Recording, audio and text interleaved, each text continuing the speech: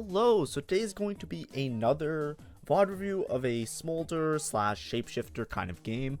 I'm not exactly sure how well this one went, I don't exactly remember, but this is a line that's very common. It's typically associated with just being like a fast 9 kind of line where you just play Shapeshifters, you try and cap out your board around playing around Briar and Smolder. So in this case, there's a couple options here. Aggressive Preservation is a little bit awkward to play around. I still don't think it's that good, so I'm not really going to take it. I'm not really in the mood of a Fortune game while I was playing because, I won the last game. I did really good the last game. Fortune, I'm not the best at cashing out Fortune personally. So I'm looking around. I'm trying to see like what kind of opener I have. Big Gains is really strong. So if you read Big Gains, what it does is every 2 takedowns, you gain extra HP. So it works really, really well with Shapeshifters. It also works really well with mages. In general, it works really well if you're playing units. Excuse me. If you're playing units that you start stage 2 with, that will make it to the end of your board, like late game. So for example, this Elise, you see I just slam instantly spark. I'm kind of committed towards Shapeshifters here. Every kill that this Elise gets, she's going to stack HP, which also works really well with Shapeshifters to get a huge amount of HP for later because they kind of scale. They get bonus HP and percentage boosting on HP. That's like the whole Shapeshifter trait. Other lines that work really well with Big Gains, it's similar to like learning to spell, except it's more for tankiness. Stuff like mages, if you have like a Vex early or a frontline mage unit early, works really well. Things like Rise and Portal work really well if you're keeping in some of those low cost scholar units. A lot of times when you're looking at it, it's like you get a lot of value off of units that are in for a very long time, right? If you have units that are on your stage 2 board that are definitely going to be on your stage 5/6 board, right? You're going to keep them in the whole game, then it makes sense that these scaling augments, you just get a lot of value off of it. So if we look at the stats, you'll see that Big Gains is one of the better performing augments. It averages a 4.3, so that's a really good, it's pretty consistent for like, just being above average in terms of an augment. You'll see that the main way people play it is with like the Smolder Briar line. Like I said before, basically any 5 cost is going to be really good, but you can see mages also pop up, hunters pop up. It's basically any line where you're playing units that are going to be in your late game board are going to be good. And because I start out with Shapeshifters, that's why I'm kind of more so committed towards the Shapeshifter variation. Just so you guys know what the board looks like, if you're not playing with the Shapeshifter +1, you're basically going to play 6 Shapeshifter. And then what you're going to do is you're going to play around Twitch and Nomsy. Typically, you're going to play Twitch and Nomsy in your early game, and you're going to play some variation of 4 Shapeshifter, Twitch, Nomsy. You could reroll for Nomsy 3, Twitch 3, Shyvana 3, but I wouldn't recommend that. A lot of times, you're better off just tempoing and trying to like level into late. Shyvana is like your main item holder and damage dealer, so a lot of times making items for Shyvana herself is really, really strong. So AP tank items are really good. Spark is really good. Just AP items in general are also really good because Shyvana will do a bunch of damage if you have Vertical Shapeshifter in, especially if you have something like Big Gains or Eternal Growth, anything that's giving her a bunch of HP. Her damage scales off HP, so she's actually very, very consistent in your mid game, and she can help you be somewhat stable on stage 4 as well. If you're playing around Shapeshifters, your end goal is eventually, if you don't have a Shapeshifter +1, Jace is usually the more useless one, but you can decide based on like, how much Big Gains you have on different units, how much you want to keep in your Jace. But you typically drop the Jace and you play something that looks like this, and it's like a fast 9 board that you level to 9. You shift your items onto Smolder, and you're trying to hit like a Smolder to a Briar 2, then you feed Briar stockpiles, and this comp is very, very strong because both Smolder and Briar do a huge amount of damage, and 3 Dragon makes it so that Shyvana is also really, really efficient for her cost. Like a 2-star, 2-cost Shyvana unit is doing as much damage as some 4 costs in a lot of fights, so it's actually very, very strong. There's also different variations that you can play in your mid game. A lot of times, especially with Big Gains specifically, melee units work really well. So something like an Olaf is something you can play around a lot. I think in this game I'm going to end up playing around Olaf because that's what I hit. Olaf synergizes with the Nomsy for Hunter, so in your mid game you actually have a really, really reliable level 8 board because the Olaf makes great use of having a bunch of HP because he's a frontline unit that will do a bunch of damage, more so than something like Nomsy, the HP matters a lot with big gains, or will matter a lot more because it gives them a huge amount of survivability, and that can be like 1 extra cast, extra damage, etc. So anyways, that's like the main plan that we're going for. This line, you shouldn't play it all that much. I don't know if I mentioned it that much in the last video, but I don't want to be too disingenuous or whatever. I don't want to like make it seem like this is like the broken line that you should be playing most of the time. Like I said in prior videos, like usually if you're looking for a spot, usually you try and play towards Callista. If that seems contested, you should see if you have a good reroll spot. Mages can support 2 a lot of the time if one person goes for Soraka, Seraphine, and one person goes for Viger Vex. But typically you should try not to contest rerolls. Or you're finding some other reroll out, right? If you're trying to play mages and you hit a bunch of Hueys and Mordekaisers, you can play around Mordekaiser Hui. Or you have other options with some other units for reroll, like Wukong Jinx is one of the most broken ones.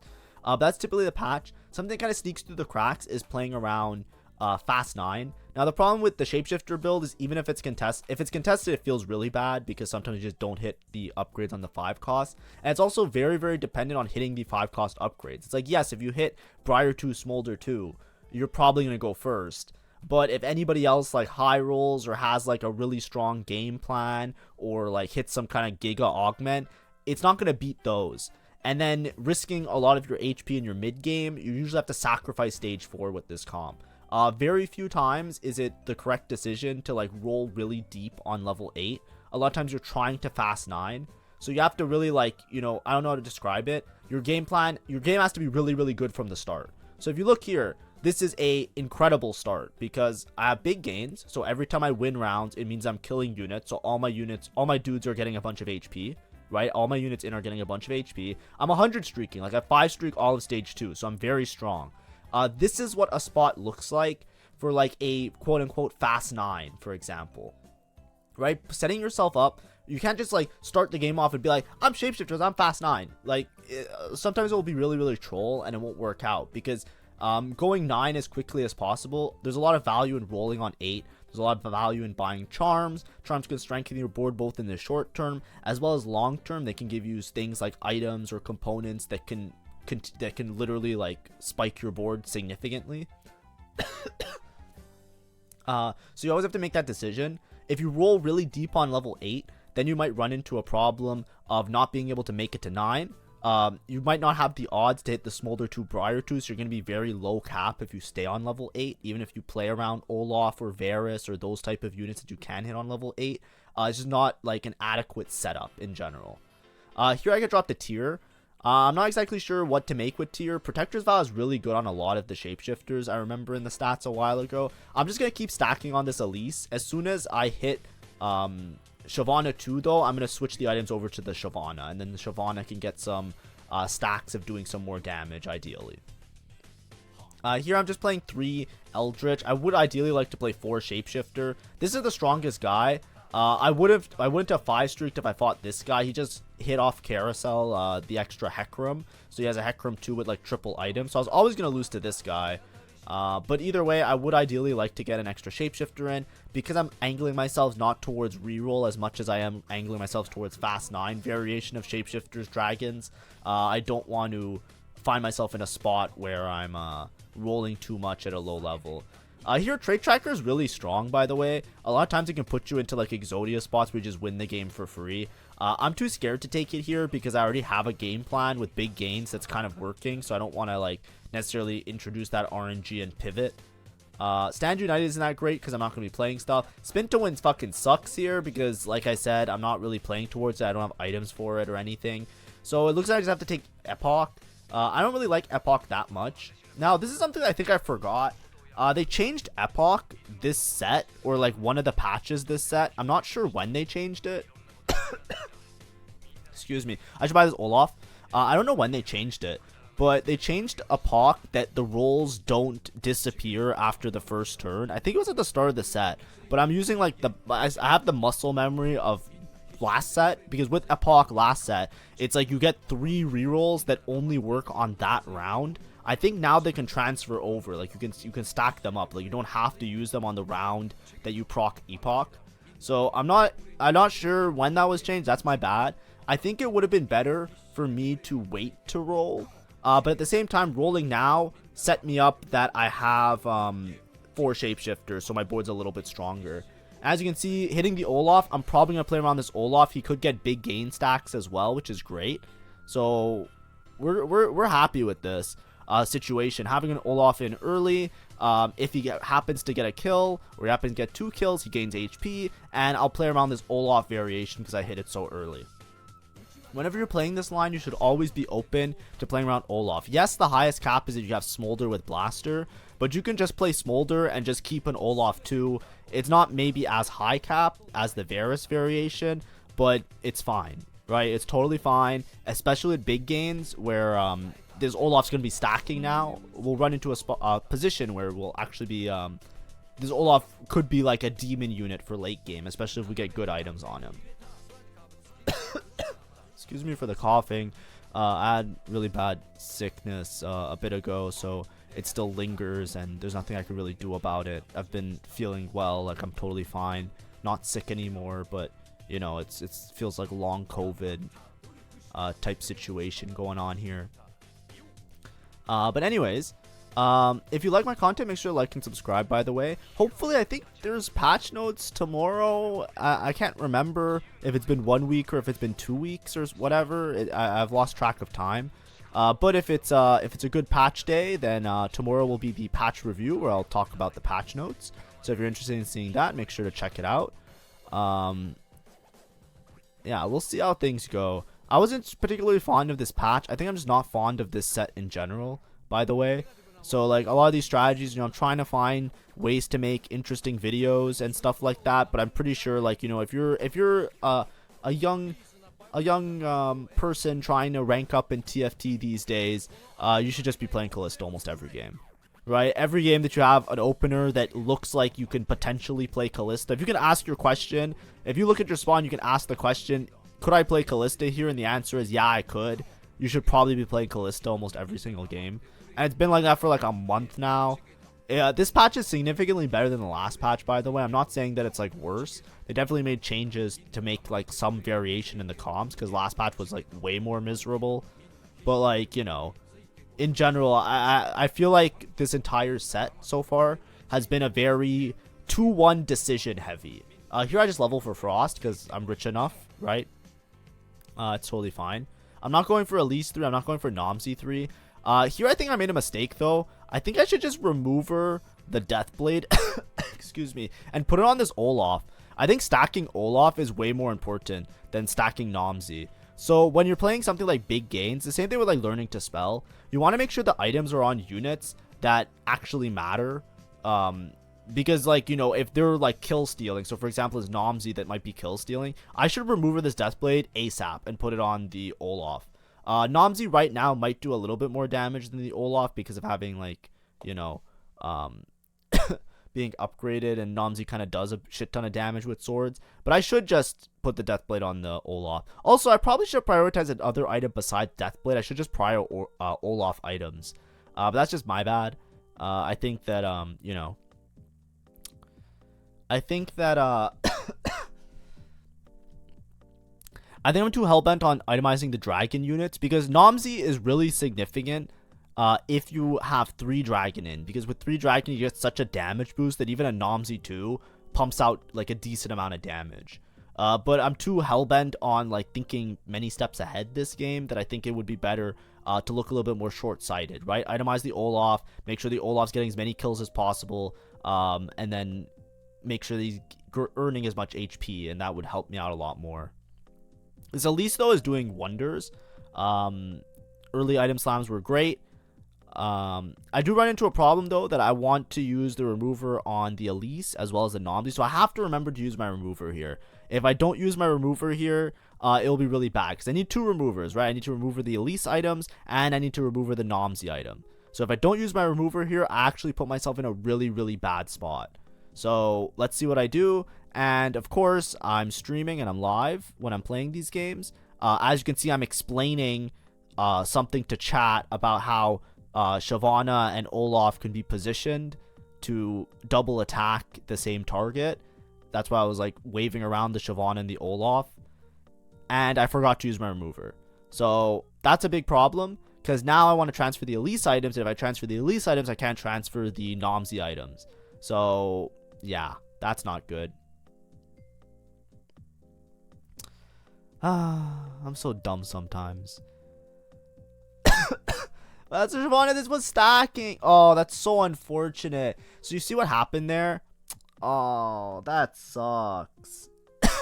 Okay, so what happened this game is that I got dropped 3 Shyvanas from one of the orbs on the encounter, right? The neutral round. So what I did is I decided to so I had a Shyvana 2 on bench. So the Shyvana that I had in the game that was already stacking a little bit. Like it's not better than Shyvana 2, and I'm not gonna roll for another Shyvana. So I had to put in and itemize the stronger Shyvana. Now this kind of sucks. The only way you beat the fairy board with this comp at this stage is if Shyvana cheeses and hits the back line. I didn't position well enough to make the Shyvana dive the Callista, so that's my bad. So I'm gonna lose this fight, even though I already slight rolled on level 8. Now it's like a question, because Nomsy was also stacking. I should probably just sell Nomsy, because the health doesn't really matter that much on Nomsy, but I already know that I'm gonna be dumb because I'm streaming. I don't have like the level-headedness to come up with this. Portable Forge is good here just because like any item is good. There's lots of like game-winning combinations you can hit with a lot of the other units.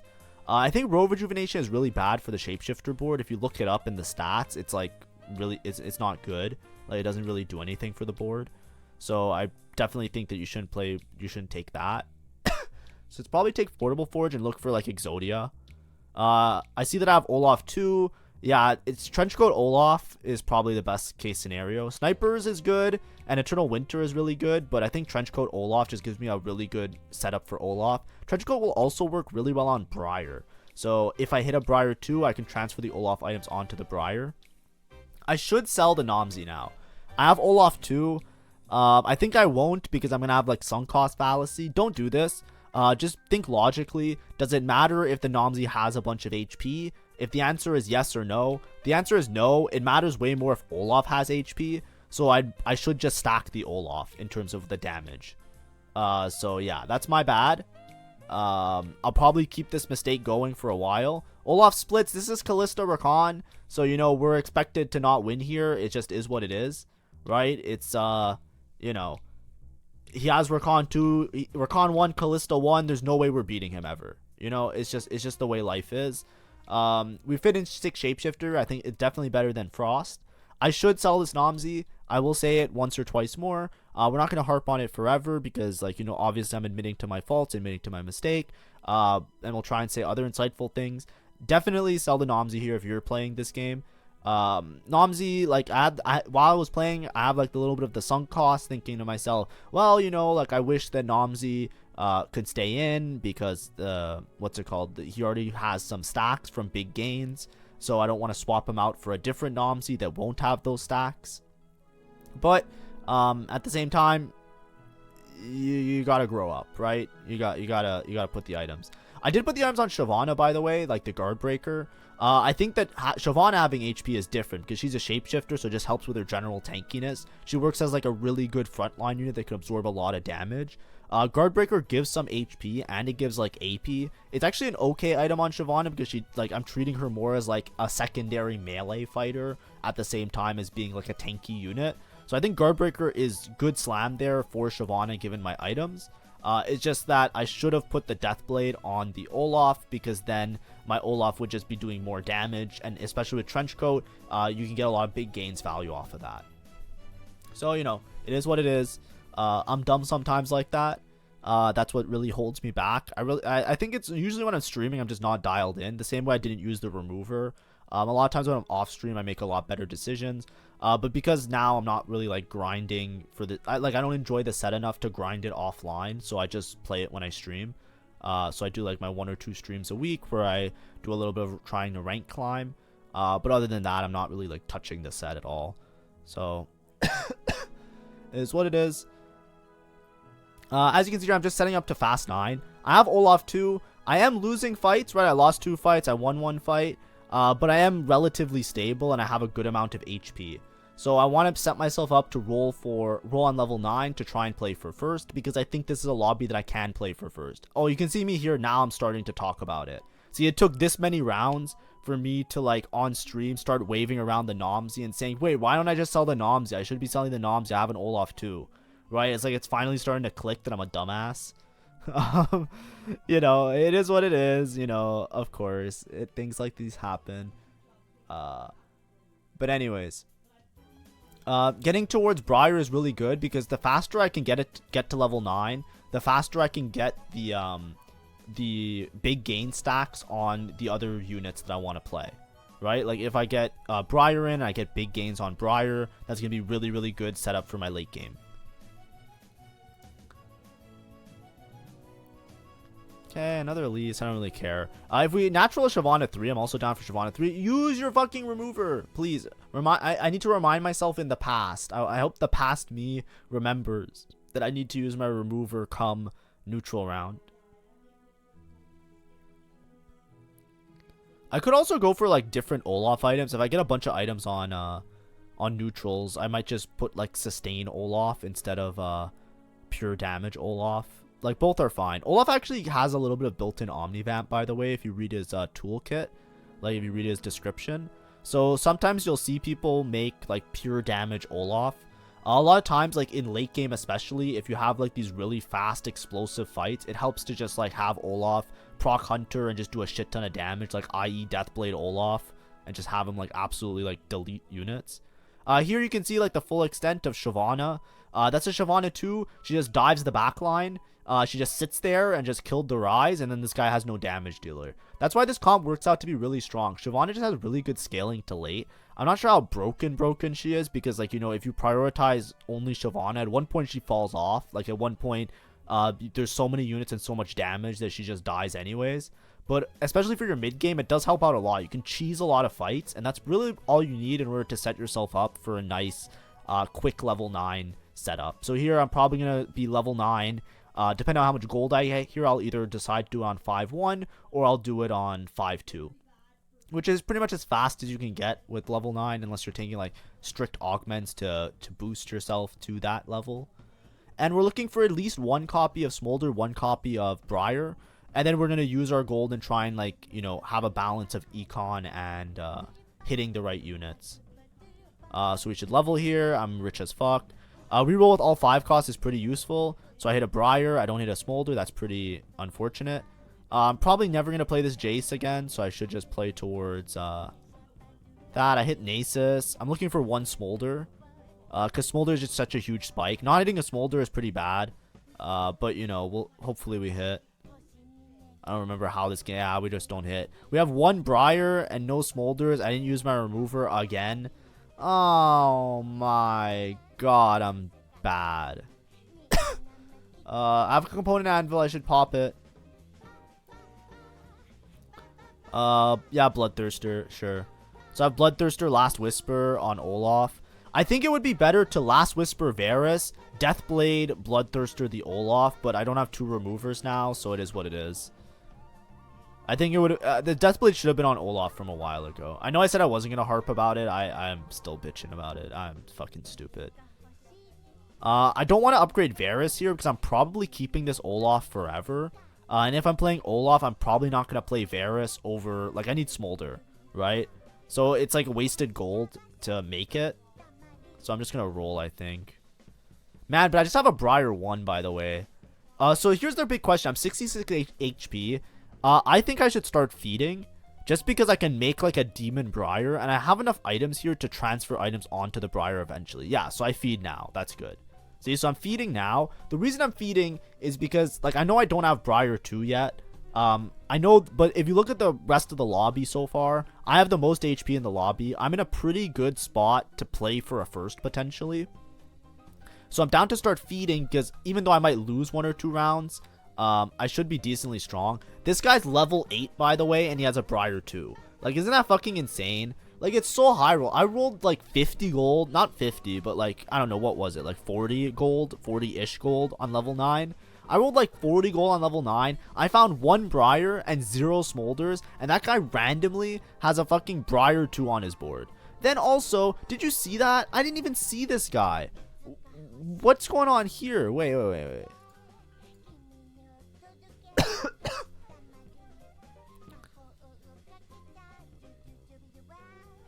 Yeah, so I feed Briar again. I'm not going for Nasus 3, by the way, because I'm just too broke. Like, I need Briar, I need the other thing. What's the... Did you see that guy? Where did that come from? Okay, we'll talk about it after in a second. But, like, holy shit, did you see that shit? So I fed Briar twice right now, and I lost a fight. As you can see, losing fights on stage 5, you plummet really, really fast. Especially me that I'm rolling really deep. I didn't buy a charm again. I really should have a combat charm to, like, try and put myself into a good spot. I don't even know when this happened. But look at this guy's board. When did this happen? So I know he has a fairy crown and he's scoreboard scrapper. How the fuck is he 9 fairy? Like, where did the second one come from? I don't even remember seeing it on Carousel. Maybe it was on Carousel and I wasn't paying attention. That's my bad, especially in the VOD review. But, like, I'm not playing for first anymore. So this is a really, really pivotal moment right now. This 9 fairy guy, 9 fairy is lose, like, you can lose with 9 fairy, by the way, right? It's not like game winning instantly on the spot. Now our game plan is very much changed. We are no longer feeding Briar. We are no longer playing towards getting a first. Even if we feed Briar every single bit of feeding and we get like our maximum HP possible on Briar, there's no reason to feed Briar anymore because that guy's 9 fairy. If I knew he had 9 fairy, by the way, I wouldn't even fed Briar the first 2 times. Because feeding Briar, especially when you don't have 3 item Briar 2, it is very, very useless. It really doesn't do anything, right? I don't get the Smolder, by the way, so I'm still down a Smolder here. This is just bad, right? Like, this is the worst case scenario. You just make it to level 9. You don't hit Smolder. You don't hit a Smolder. You're not stable. You're rolling all your gold. I have a Briar 1 with like no items, and then randomly there's a 9 fairy guy. So the 9 fairy guy is going to beat pretty much everybody in the lobby, right? Straight up. That's just how it works now. So the only thing that separates the placements is how much HP you have. So, right, even if I have a Briar 2, like this Briar, it's never going to be a feed diff if it's a Briar 1 with no items. It doesn't matter that it's 6 Shapeshifters. If I feed her like 3 times, she's not going to do that much more in this particular fight. Obviously, I would have to transfer items onto her. If it's a Briar 1 with big gains, there's a potential. But right now, the fight is on a clock. Everybody's on a clock in this fight, right? That's the main thing you have to note. Every single one of these upcoming battles, they're all on a clock because the 9 fairy guy is going to wipe everybody else, right? There's no way the 9 fairy guy is losing because there's nobody else in the lobby that has like an Exodia situation. Maybe if I was still win streaking and I was 60 HP and I fed Briar like 10 times, I might beat him. But like realistically, I'm just relying on this Olaf to do as much damage as possible. I'm looking for 1 copy of Smolder. I finally hit it. Swap out the Varus, just play Smolder. I know I lose Pyro, but it's not that many Pyro stacks. If you look at it, it was like 3 or 4% attack speed. It's not worth it. If I hit Briar 2, I can transfer items onto the Briar 2 because it'll probably do more damage than Shyvana or Olaf in this type of setup. But for now, I have a pretty well stacked Olaf, right? I could have stacked him more in the mid game. That's my bad. He splits up with Trenchcoat, so I have 3 pretty high HP Olafs that can kind of snipe the backline, especially if he resets like this. Like, if you look here, right, I'm already on the backline. This guy has a Wukong 3, doesn't matter. I've completely swarmed his backline through Shyvana and Olafs. So we're in a really good setup to get a second here. And that's why we stop feeding, because, of course, like, you can get really bad matchmaking RNG. Of course, like, I can fight this fairy guy on cooldown. Additionally, if somebody dies, this is something I learned a couple sets ago when somebody had like a really strong board. If someone dies the previous round, look, I finally remembered to use my remover. Isn't that cool? Look, I'm learning mid-game. I'm getting better. Anyways, if somebody dies, sometimes the pools get reshuffled. Like the options of the people that you fight could get reshuffled. There was a game that I played where somebody had, this was last set, they had Lee Sin 3, so this was like the mythic set. There was a Lee Sin 3 and I fought him 1 turn and then I fought him the turn right after. Like I fought him 2 turns consecutively, the real guy twice, which I thought wasn't possible. And then like I asked somebody and I looked into it, and it's like if somebody dies, and there's like an odd amount of people sometimes, you can literally, like, the pools can reshuffle and you can fight the same person 2 rounds in a row. It's very situational, but that's why I just avoid these situations at all costs. I'm basically trying to play for second here, so I want as much HP as possible. Here I just triple itemized Smolder. I put what's it called, Morello on Smolder, just because I need somebody to do Morello damage or anti-heal. So we're just playing for, like I said, we're just playing for our... Wait, didn't this guy have a fucking Briar too? Where's the Briar 2? Am I fucking crazy? Didn't this guy have a Briar too? Did he sell Briar too? I'm so confused. I'm lost. But anyways, I'm losing against this guy because he has Diana too. I think he sold Briar too, and he's still stronger than me. I do not know what's going on. Am I crazy? Did I imagine the Briar too? What's going on here? Anyways, let's say I feed and I lost by 1 extra unit, right? You just want to have the HP lead because you're both gonna die, so it's gonna come down to tiebreakers. So you want to make sure that you don't like just lose the thing. Here I bought random charm, random effect. I was hoping for a combat effect. It literally just gave me a copy of a Smolder. I'm 1 off of Shyvana 3. I'm trying to hit something here, so I'm just rolling to 0 because I'm against the fairy guy, so I'm dead anyways. We don't hit anything, so I'm basically against the fairy guy down a charm. This is the worst case scenario. However, my team's really good at hitting the backline. I'm also fighting Clone, which is the lucky part. If I wasn't fighting Clone, I might take a more aggressive loss.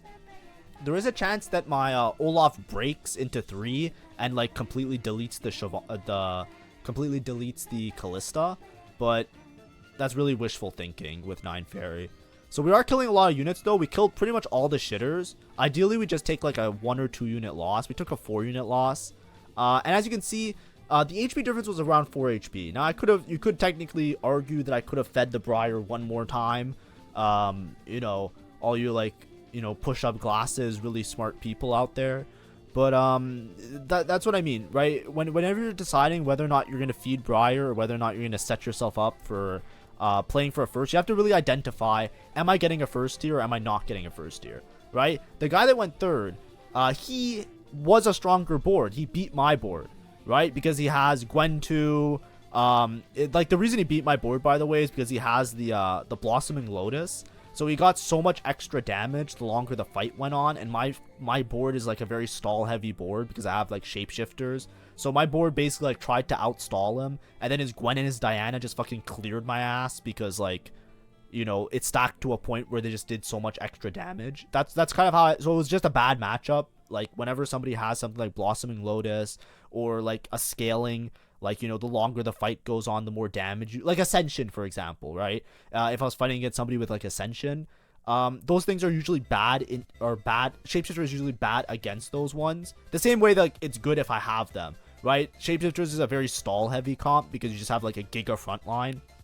So you're kind of hoping to stall out long enough for like your board to like kind of either ramp up or clean up. So I lost against a guy in third, but the only thing that separated our placements was the fact that I had more HP. That's why you don't want to just like willy-nilly just decide to feed Briar. Like I was 30 HP. Yes, I could have fed Briar like 20 times. And then, you know, if Briar was scaled up like 20 times with items, I probably would have beat the guy that went third. Like, you can argue, but it's not going to be like a 1 feed diff. It's going to be like a 2 or 3 feed diff. And if I get unlucky fighting the Callista player, then I just run into a problem, right? I just like flat out just die instantly, right? And then I can just lose the game on the spot. So if you're not playing for first, I always recommend that you be more careful or reluctant to feed your Briar. But if you're playing for a first, like, you know for sure that, like, hey, this is a game where I have a chance of going first, then you can kind of shoot the moon and try for it. Because here I'm just playing for placements, I just want to have as much HP as possible so that when the fairy guy rails me, I'm still like in that threshold of outplacing everybody else, right? I just want to have more HP than everybody else so that, like, come to it, like, come to the everybody dies round, because we're all fighting the fairy player, I get a second instead of a third. And that's what we did. So as good a placement I think I could have got. That was just like playing shapeshifters. It was a little bit low roll, right? I rolled a lot of gold on level 9, but I didn't really hit. I was donkey rolling because some guy like high rolled into 9 fairy. My bad. I didn't scout properly once again, and I didn't really position it. There were some mid games optimizations that I could have done, like I said. But make sure to look for those the sour points of my game. Make sure that you don't make those mistakes and do them well in your game and rank up and do well. Thank you for watching, and hopefully you have a great day. Bye bye.